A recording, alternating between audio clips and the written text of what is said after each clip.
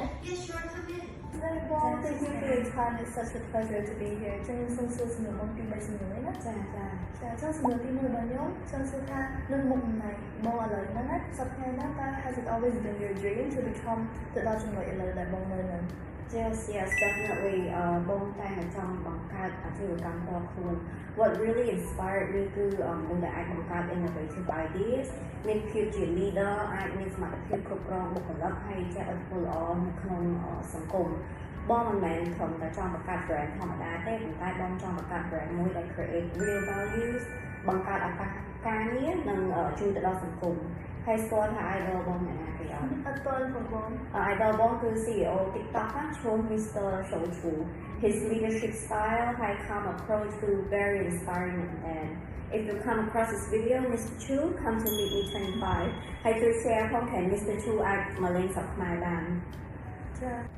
បងជួយសួរចំណុចទី2ណាចាបងមកដល់ចំណុចហ្នឹងតើបងបានជួបឧបសគ្គអីខ្លះតើជួយប្រាប់ខ្ញុំតិចបានទេចាបានចាសម្រាប់ឧបសគ្គគឺមិនថាអត់ជួបទេគឺជួបច្រើន especially ពេលដែលយើង start up brand ខ្លួនឯងចឹងគឺវាអត់មានស្រួលទេទីមួយយើងត្រូវធ្វើ market research ផងហើយយើងត្រូវ building up brand ដើម្បីឲ្យគេស្គាល់ហើយជឿជាក់ចឹងវាទាមទារពេលវេលាច្រើនភាពអត់ធ្មត់ហើយ a lot of learning and flexibility along the way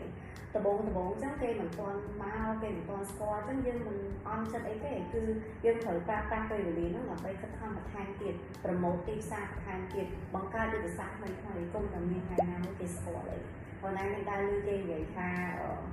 ស្រួលនិយាយតែពិបាកធ្វើចា a lot of people គាត់ do a lot of talking និយាយចេះទៅចប់ប៉ុន្តែសួរថាគាត់ហ៊ានប្រឈមមុខនឹងការប្រធានធ្វើអត់ហ៊ានប្រឈមមុខនឹងហានិភ័យអត់ចឹង actions speak louder than words ហើយចឹងមានន័យថាយើងត្រូវតែខិតខំអាការខិតខំទាំងតែនេះគឺវាអត់ក្បត់យើងទេហើយបងក៏ feel grateful ដែលបងមានសមាជិកគ្រួសារភ័ក្រក៏ដូចជាបុគ្គលិកល្អដែលគាត់តែងតែលើកទឹកចិត្តគ្រប់គ្រងហើយផ្ដល់ជា advice ល្អមកកាន់បងដែរ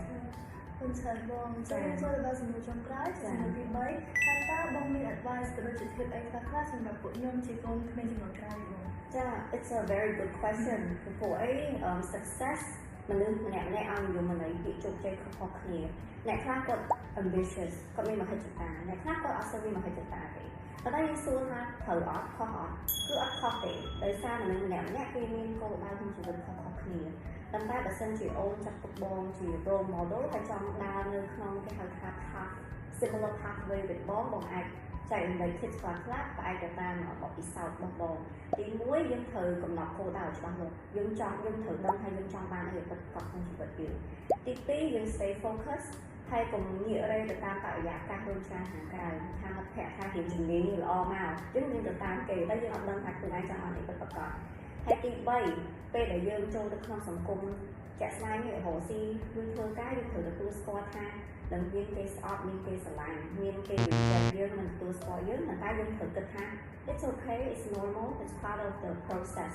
ហើយទី4ដែលសំខាន់ហ្នឹងយើងត្រូវ develop strong mindset មានន័យថាផ្នត់គំនិតយើងត្រូវខ្លាំងស្មារតីយើងរឹងមាំអាហ្នឹងជួយយើងនៅពេលដែលយើងជួបនឹងបញ្ហាហ្នឹងគឺវាអាចឲ្យយើងជួយជំនះឧបសគ្គហើយបន្តដំណើរឆ្ពោះទៅមុខទៀត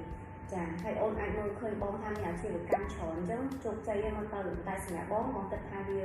ជាចំណុចចាប់ផ្ដើមមួយទេហើយនៅមានភាពបន្តទៅមុខទៀតចាចឹងជាឱកាសហ្នឹងក៏បងសូមថ្លែងអំណរគុណទៅដល់ customer ទាំងអស់ដែលបាន support ដូចនេះ 25 ក៏ដូចជារាល់អាជីវកម្មរបស់បងហើយ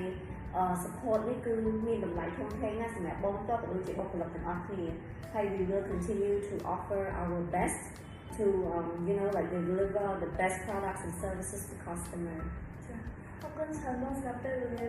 You're very inspiring talk you seem like a very ambitious person and really inspiring thank you